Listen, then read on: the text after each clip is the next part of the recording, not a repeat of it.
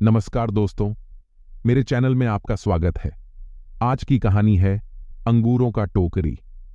एक समय की बात है, एक राज्य में एक राजा के पैलेस में एक विशाल फलों का बगीचा था। वहां विभिन्न प्रकार के फल उगते थे। एक किसान अपने परिवार के साथ उस पूरे फलों के बगीचे का ध्यान रखता था। प्रतिदिन किसान को उस बगीचे से ताजगी भरे फल तोड़ने का काम था, जिसे राजा के लिए लेकर राजमहल जाना था। एक दिन किसान ने देखा कि नारियल, अमरूद, बेर और अंगूर खाने के लिए तैयार थे। किसान ने सोचना शुरू किया, आज मैं राजा के लिए कौन सा फल लेकर जाऊं? कुछ समय तक विचार करने के बाद उसने महसूस किया कि उसे राजा के लिए अंगूर लेकर जाना चाहिए।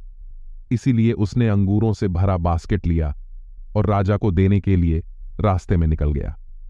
किसान जब महल पहुंचा तो उसने देखा कि राजा कुछ खोए हुए थे और उन्हें कुछ गुस्सा भी दिख रहा था। इसे देखकर किसान ने मीठे और रसीले अंगूरों से भरा टोकरी को राजा के सामने रख दिया और दूर से बैठ गया। विचारों में खोए हुए राजा एक अंगूर पकड़कर खाते और फिर एक को बाहर निकालकर किसान की माथे की ओर फेंकते। जब अंगूर किसान के सिर पर गिरा, उसने कहा, भगवान बहुत दयालु हैं। यह कुछ समय तक चलता रहा।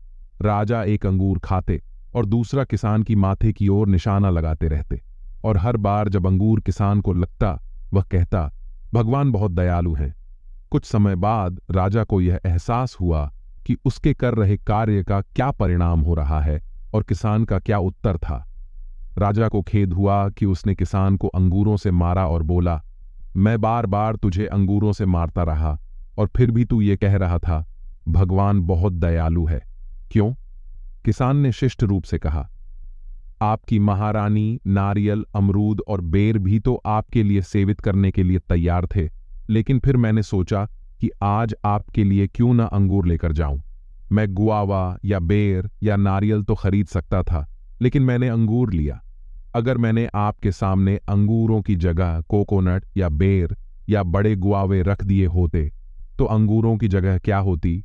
वह तो मेरी हालत होती। इसलिए मैं यह कह रहा हूं कि भगवान बहुत दयालु हैं।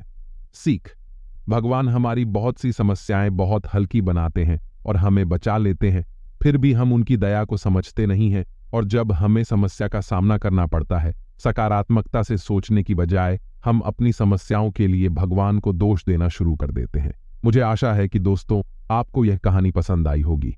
अगली कहानी में फिर से मिलेंगे। कृपया मेरे चैनल को सब्सक्राइब करें ताकि आपको और रोचक कहानियां मिलती रहें। धन्यवाद।